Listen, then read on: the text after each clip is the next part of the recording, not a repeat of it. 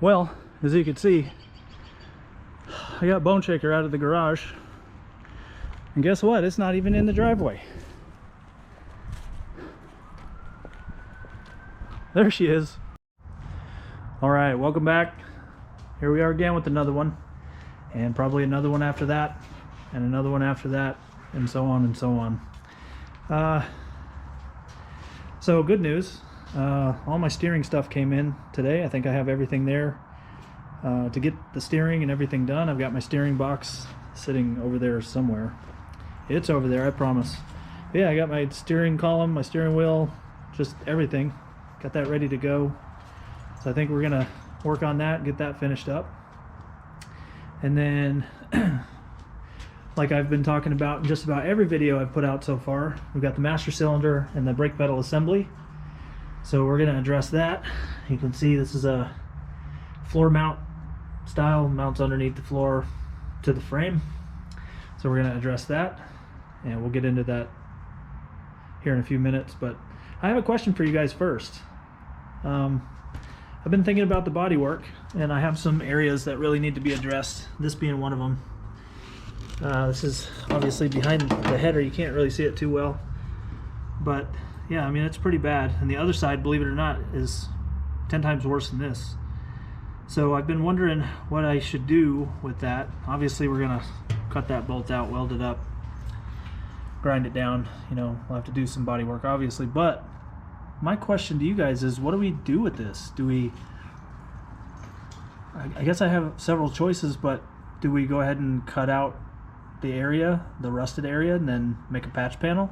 It's just a standard patch panel, and then throw some Bondo on there, sand it down and paint it? Or what I was kind of thinking, I have these old license plates. I've probably got, I don't know, 5 or 6 of them anyway, and they're all Oklahoma license plates. I think I have one that's a motorcycle one, but that one's kind of a newer one, just kind of old Oklahoma license plates. But what I was thinking was, I've seen this done a couple times on a few videos people have done, but what if we just use this as a patch panel? Just kind of cut it to what we need it and rivet in place. Or maybe kind of, I don't know, cut something and stick it behind there, leave the rust, leave the hole there, and just kind of rivet it in place. I don't know, what do we do? I think we can do something kind of unique. Anyway, I thought it would be something unique. You guys let me know, tell me in the comment section down below what you think I should do. Just standard patch panels and do it the right way, or, you know, do something unique with these old license plates. I think that would be pretty cool, but you guys let me know. Okay, so right now what makes the most sense to me, because I've been talking about it for so long, I want to go ahead and get this master cylinder brake pedal assembly located on the frame, see where it's going to sit. I don't want to worry about running brake lines or anything like that right now. That's just not necessary. That's putting the cart before the horse. So let's go ahead and tackle this, something that's been on my mind for quite a while. But first, in order to do that, we need to take this shifter off and get all these panels up so that we can have access to the frame and everything underneath. So let's get started. Alright, you can see I got my master cylinder in, sort of. It's just kind of mocked up, just kind of got it clamped to the frame right now. But I had to cut that, the pedal assembly, and just kind of tweak it a little bit to where I think it's going to work. I've got some marks on here. I think I'm going to take this off, take it to work tomorrow, heat it up, do some fancy bending, and make it work. But the way it sits right now, like I've got full throw, that shouldn't be an issue. I think it should work out pretty good. And then I've got my gas pedal in here, and about where it sits is about where the brake pedal should sit. You know, I've got to weld the actual pedal on there, but they should be pretty much in line, you know, a good 5 or 6 inches apart. So that should work pretty good. And I don't know, we'll just kind of see how it goes from there. But yeah, I'm going to take this piece into work tomorrow and do some more cutting and bending on it. Finish welding that up, get it all ground down, probably sandblast it.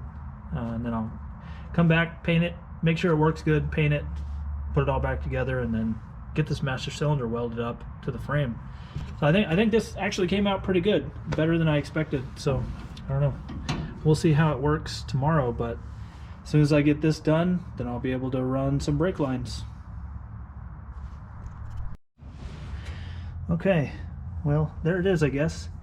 I took that to work today and put a bend in it, bent it again, heated it up, bent it again. I don't have a torch, so I had to go to work. But yeah, I got that installed. It seems to work pretty good. It's got a full throw. Seems to work just fine. The gas pedal comes out to about the same. I don't know. It's about the same. I shouldn't have any problem with confusing the two. But I also have my seat mocked up in here kind of right now. That's about where my gas pedal foot sits, and it seems to work pretty good. And I still got room to put my left foot. I mean, it's kind of tight in here, but it was going to be tight no matter what. So anyway, I think we're on the right track. I just need to go ahead and take that off, dress up some of the welds. I had to re-weld it, bend it, re-weld it, get it in its final form. But I need to take that off, dress it up, and then I think I'm going to paint it. Then we'll throw it back on here permanently, and then we're ready to run the lines to the front. That's exciting. Okay, got the brake lines finished. You can see I got that T plumbed all the way up to the front, all the way to the master cylinder there, and on the other side as well. I got the lines ran. They're just kind of hanging down right now. I'm going to have to get them secured to the frame here shortly. I have some other things that I need to do first, but I got to tell you, these nickel copper lines is what I used after doing some research, and everybody was saying that they're really easy to use and bend and whatnot, so I went with that. They're a little bit more pricey, but I've got to say, after using them, that's definitely what I would go with each and every time if you're going to run new brake lines or do any sort of brake work.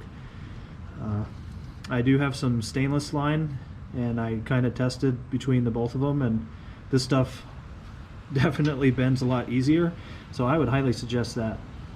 But got the brakes finished, all the lines run, and I've got a pedal, I've got brakes, so that's good. I haven't even started the rear brake, and I'm not worried about that right now. I got front brakes, so that's what we're going to go with. In the meantime, I'm going to switch over to the steering. I've got this steering box. I believe it's a Vega steering box. I've kind of got the drag links and all that stuff hooked up just to kind of see where it needs to go, right around in this area here. And my line is my hose, radiator hose, is kind of in the way, so I need to drain the radiator and then take that line off so that I can drill some holes and figure out exactly where that needs to go, and then we can start running the lines, then we can start running the shafts back, steering shafts back into the steering column. But what I think I'm going to do first is put in a dash, just kind of make a rudimentary dash, something that I'll use later, but I'm not going to get it completely finished. I'm just going to mock up a dash, something simple. That way I'll have something to hang the steering column off of, and I'll be able to get my angle for that column and do all the things that I need to do to get that working, make sure that it's at a comfortable angle and a position, and I'll have my seat adjusted just to get it all right, and then we'll start running all the steering shafts to the column itself. All right, so I got the got that dash panel cut out. I still have a little bit of trimming to do, especially on that side over there, but that's generally the shape. I'm not worried about how it looks just yet. It's a little bit long, both in height and length, just because I know that when I go to use the bead roller on it, put the designs that I want in there, it's going to shrink up a little bit. So, but that's it for now. I'm going to go ahead and try and get the steering wheel positioned to see what I need to do there and where I need to cut my hole into the firewall. And that's what's coming up next.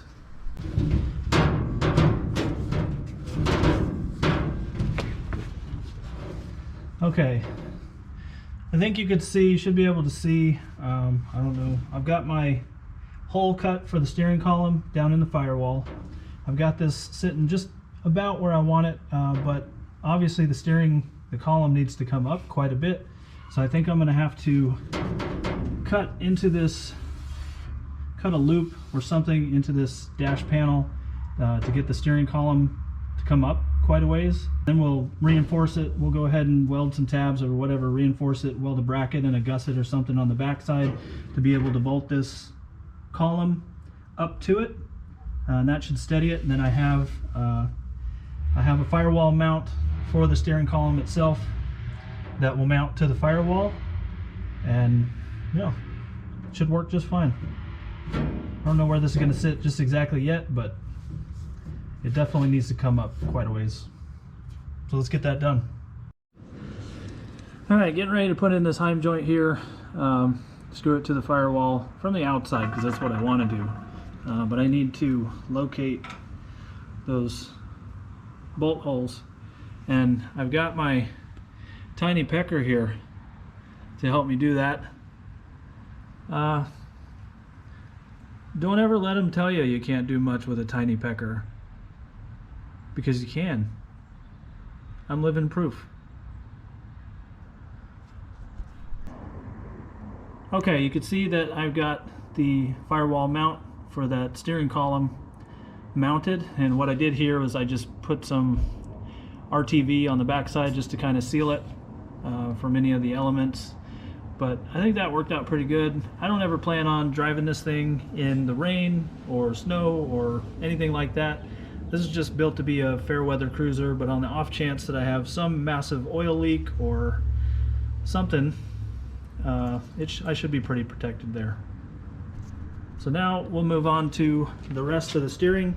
We'll get this steering box mounted, and then we'll start running the shafts. All right, we got updates. So I got the steering box in. I got it drilled and tapped the frame, and got a bolt through there. I got all the drag links or tie rods or whatever hooked up. Everything's just kind of loose, but surprisingly, everything that I ordered a long time ago, before I even had any of this stuff in mind, seemed to have worked out pretty good.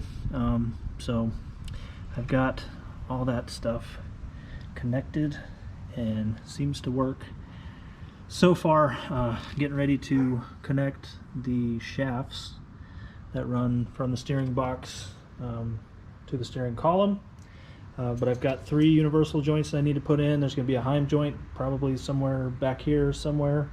And then I got to connect those 2 with a weld on. So I got a double D shaft that runs from the steering box back to wherever it goes.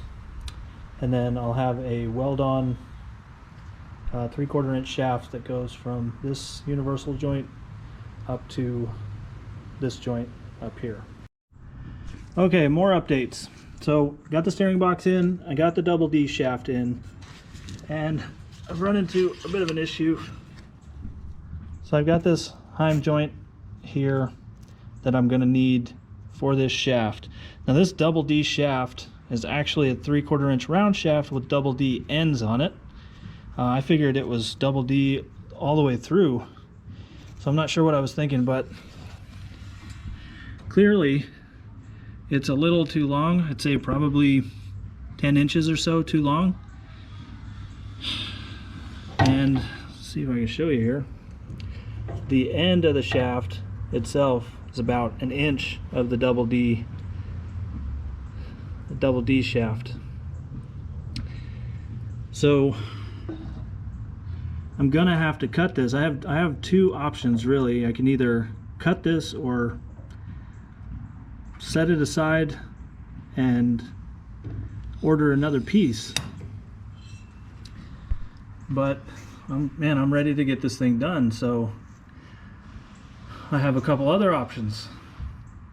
I can cut it and then take it to work and hope that the machinists at my job will help me do a home project, which that's not guaranteed. Or I can cut it myself and try to redneck fabricate a double D end myself. Now, I don't know if any of you know this about Oklahoma, but we actually, honestly, we have a quota that we have to meet every single year by tax time. We have to have a quota of redneck engineering. And if you don't meet that quota, unfortunately, you get fined on your taxes every single year. Guys from Oklahoma, back me up here. This is a real thing.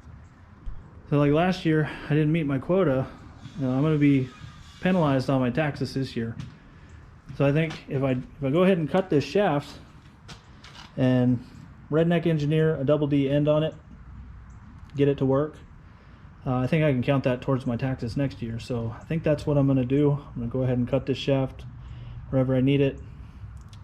I got some calipers, so hopefully I can get it close. I'm sure I can get it to fit. I just don't know if it's going to be straight when I get it in the U-joint. So we'll see how it works. But I'll have, on the bright side, I'll have an extra 10-inch shaft with a double D end on it. So that's looking on the bright side. So anyway, I'm gonna get this taken apart, cut. I'm gonna try to get that double D end put on there, and then we can get the rest of this stuff fit up.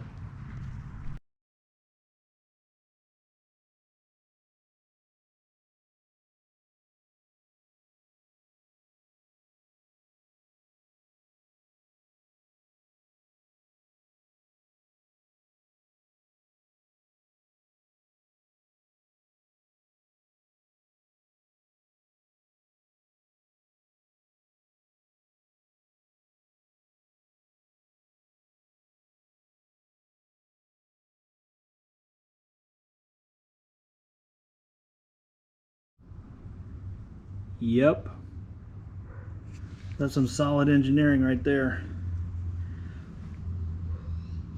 That might be like a uppercase D and a lowercase d, but that looks pretty good. It looks machined anyway.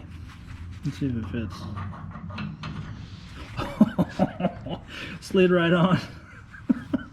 I don't know if that's a good thing or not, but yeah, it slid right on. Good thing I have a set screw. It slid all the way on. It's on there pretty good. I don't think it's supposed to slide on there that easy. But anyway, it worked. So if you guys need any work done, I'm available 24/7. Let me know. Alright, so what you see here is I've got my dash panel cut out, ready to install the gauges. I've got a few gauges here. I'll go through this in a minute. But we've had some really bad weather. It's been rainy and really cold over the past couple days or week, and I haven't been wanting to be outside very much at all, so I haven't been in the shop. It's not heated or anything. So I'm going to try and do as much of this in the house as I possibly can. I also need my son to help me because I plan on bead rolling this, and it's really difficult to use those bead rollers if they're not automatic. You almost need somebody else, or you need to modify it in some way, and I just haven't gotten around to that yet. So anyway, in the meantime, what I'm wanting to do with this panel, I kind of have these gauges set up semi-close to what I'm wanting. I do have to cut out, notch this area for my steering column a little bit to get a better angle. So I'll do that. And then I've got to weld a tab or something up behind it to help hold the column. I think I have like a 5/8 or 3/4 inch stud with a nut that helps hang that column, set it in place. So I'm going to have to do that. I'm also going to have to weld some tabs on the backside here because there's tabs on the cab walls, the kick walls, that are going to help hold the bottom of the dash in. But what I'm basically wanting to do, I think, is get these gauges set up how I want them. I have a tachometer, I have a speedometer, I have a fuel gauge. I also have a water gauge that I'll put somewhere over here, probably should be the same size. I have a oil pressure gauge too, but it's not the same brand.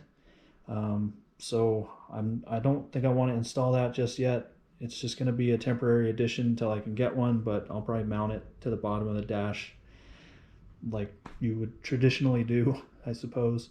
But what I want to do, I think, is just put like a 1/8 inch offset with my bead roller in this, some sort of design around the gauges, just to make them pop out a little bit, or I don't know if it'll be recessed or what yet, but I think that's what I'm going to do. I also have, I think, a couple toggle switches, one for the fan, one for the fuel pump that I need to get installed, and then the ignition switch.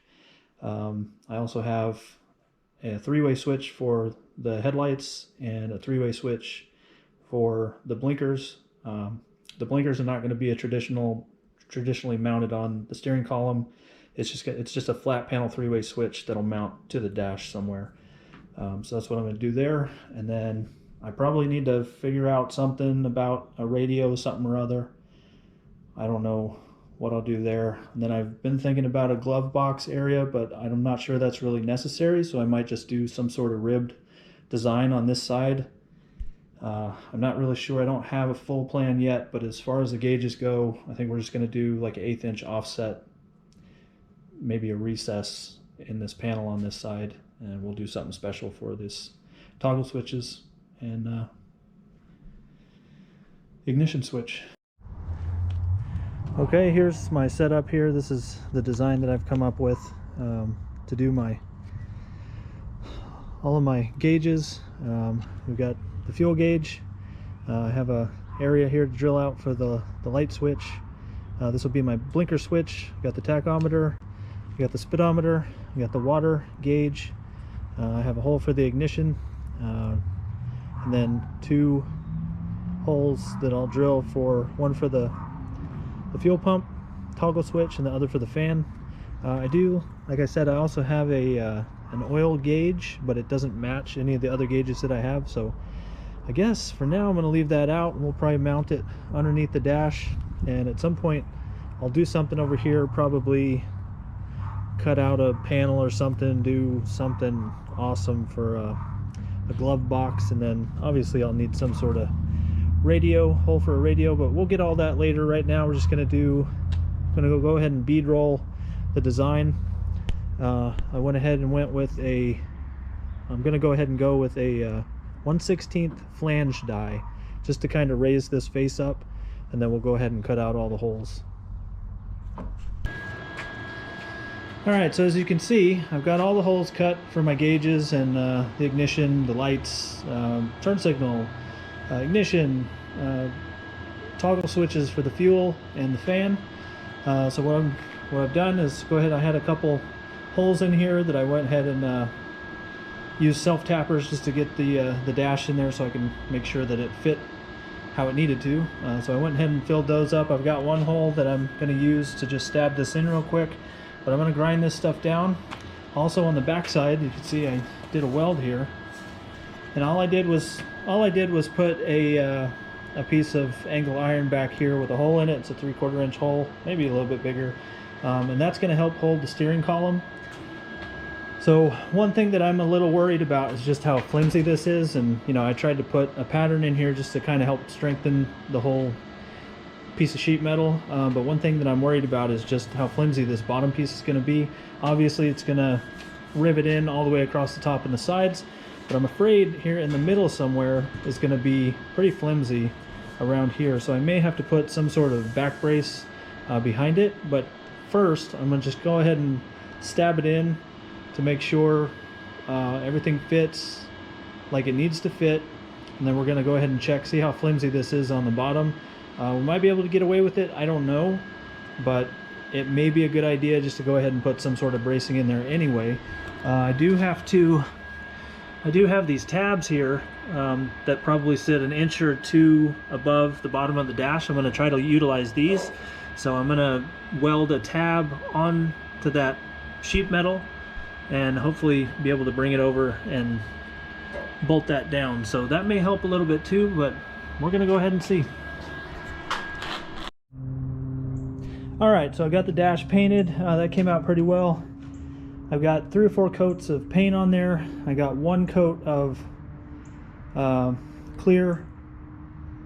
I think I'm going to do at least 1 more coat of clear, and in the meantime I've decided to go ahead and I'm going to sand this area down right here. I'm going to grind it down, get it nice and shiny and everything, prep it, primer it. Goes all the way back here, but I'm going to prep it, primer it, and go ahead and paint it black. I think the interior I'm going to do black, but I like this red. I like the idea of a red dash. I think I'm going to do like red door cards. There'll be some red accents inside the cab. So I really like the way that this has turned out. It's not perfect. There's blemishes, there's scratches and scrapes and grind marks and weld marks and all that stuff, but for the most part it came out pretty good. And I'm pretty excited to get the gauges in there and get this all hung up and see what it's actually going to look like. So all right, so I got this all painted black, touched up, nice, looking good. I even went ahead and did the firewall and up underneath. I didn't get all that prepped and everything, but you know what? It's done. I don't even want to mess with it right now. So I just went ahead and sprayed it. Looks pretty good. We'll take a look at it tomorrow in the light, but yeah, I got all that stuff done. I'm gonna let it dry overnight, and then we'll go ahead and throw the dash on there tomorrow. All right, so here's where we're at. Got the steering box and all the drag links and connections made for the steering. I do have to address the bottom part of the steering box. I need to make a bracket just to get that stabilized. Got the steering in, steering column is in, steering wheel. I got the dash in. That all looks pretty good. I've got all the gauges in. I need to go ahead and hook up the tachometer just to make sure that works. You can't see it, but I got the battery in over there. All the electrical stuff is kind of zip tied together, kind of just cleaned up a little bit. Got it up underneath the frame so that I can hook up the battery and make sure that nothing's going to burn down. Still have to connect the water pump hose to the bottom part of the radiator. I'll do that here in a minute. Like I said, I got to get in here in the bottom of that. I got to put a bracket underneath that steering box because it's just not strong enough. It'll end up pulling that bolt out of the frame. So I need to do something there. Let's see. I got this door on. Check this out. Screwdrivers. It works. They fit perfect. And check this out too.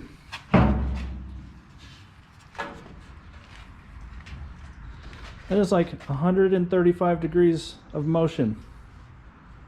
Man, they don't build things like they used to. I'll tell you what. So anyway, got that on. I got some for the other side too. I actually do have some hinge pins that I ordered off of eBay. They came not too long ago, so I'll get those in. But in the meantime, this is going to work. I'm gonna have to do something with this door. Get some MIG wire or something and tie it up so it stays shut. But yeah, anyway, some screwdrivers in there. I think that's kind of cool. It looks kind of neat just for now, just because it looks so ratty. Like I said, I got door pins, but hinge pins. But yeah, just an idea if you guys are really going for a ratty look. Anyway, I went ahead and took the airbags off the back. I don't want to mess with them right now. It turns out that I don't have all the components I need to actually get those functioning and working, which is weird. It should have came with everything, but you know, in the 5 years that I've had this, I've probably lost a thing or two. So anyway, I've got that bar right there. I've got 2 of them cut actually, and I'm going to run across here. I've got these, I've got some air shocks that I'm going to go ahead and throw on there, just kind of temporarily. I don't know. We'll see how it all works out we'll see what I need in order to make it function properly. And if I need to, I'll throw those airbags back on there at some point, but it won't be right now. I've got kind of an idea. But anyway, that's my goal for today, is to get some sort of suspension on here, functioning suspension. That way I can cut these spacers off the back of this frame and get it off the axle, the rear end. And then I need to deal with that steering box, build a bracket for the steering box. And if I can get that done, I'm gonna fire this thing up today, and we're gonna at least pull it out of the garage into the driveway. And if I'm feeling good about it, we're gonna take it for a spin around the block, maybe. We'll see. We'll see if I get there. But it's definitely gonna make its way out of the garage today. Been working on the suspension. As you can see, I got my air shocks in, both of them. Tabs are welded, everything. I even have my fuel cell kind of temporarily in place. That can't be its final position, but anyway. Got the lines run for the air shocks and T. So I'm getting ready to air this up, make sure it holds pressure, and everything should. Let's see why it wouldn't. But I went 15 degrees in on each one of these. I've read a lot about what you're supposed to do, where you're supposed to put your shocks and all that. And I mean, it goes anywhere from 0 degrees vertical to 30 degrees towards the differential. Inside, outside, just all different ways. I don't know. So I just kind of split the difference. I went 15 degrees on both of them. I don't see why that won't work. So I'm gonna go ahead and air these up. Hopefully it holds pressure. If it does, I'm gonna throw some gasoline in the tank. I'm gonna start this baby up, get this other door on real quick, and then let it run for a little bit, make sure there's no leaks and everything, because I had to put a hose back on, radiator hose back on, so I need to make sure that there's no leaks and let it build pressure, get up to operating temperature. Then we're going to take this thing for a drive. Well, as you can see, I got Boneshaker out of the garage, and guess what? It's not even in the driveway. There she is, in the street. I got to take her for a trip around the block. And as I'm about to show you, things got pretty sketchy. I forgot to do a couple things in my rush to get this thing on the road,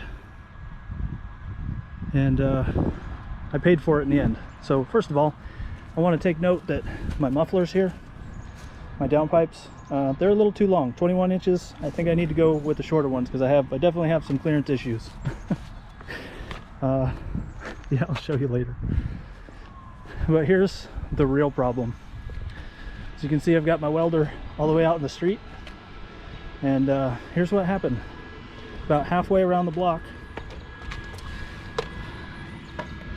the shock mount broke. I only had it tacked. I didn't have it tacked well enough, and I ended up having to drag that back home. I had to limp it back home about, I don't know, only about a quarter mile, but still it left pretty good gouge all the way in the street. So that's fun. This side held up. I did kind of get on it a little bit just to see what kind of power it had or whatever, and everything performed really well except for this shock mount. So I'm in the street right now getting ready to tack this back up, maybe weld it a little bit better. But yeah, other than that, everything went pretty good. All right, well, after some emergency roadside surgery, I got it done. I got this tacked for the most part back on. It's a little bit healthier tacks. It's not fully welded yet. I think I'm gonna wait for that just for a little bit. Get these snapped in there. But I had to let all the air out, so I'm gonna have to pump some more air back in here. But I'm confident enough to take this for another spin around the block, and we'll see how that goes. But otherwise, everything's performed pretty well, so I'm gonna get all this stuff put back up in the garage, and we'll try to take you guys for a spin. All right, I got everything back together, sitting in the cab right now. Switch on the fuel pump. We're gonna take this for another spin around the block. This is attempt number 2.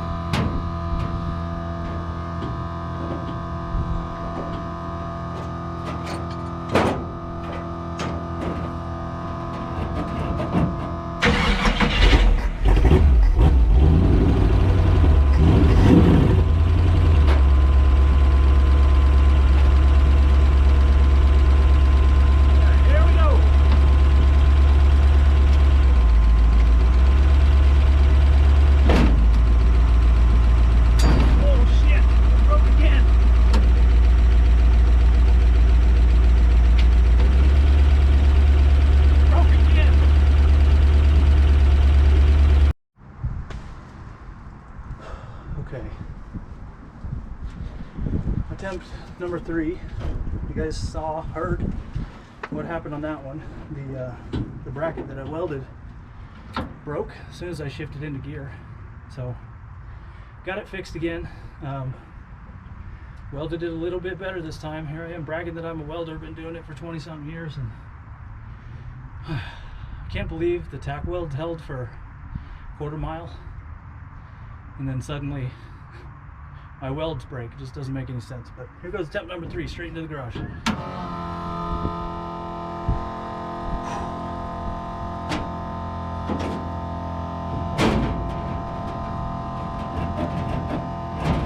Bring the thunder.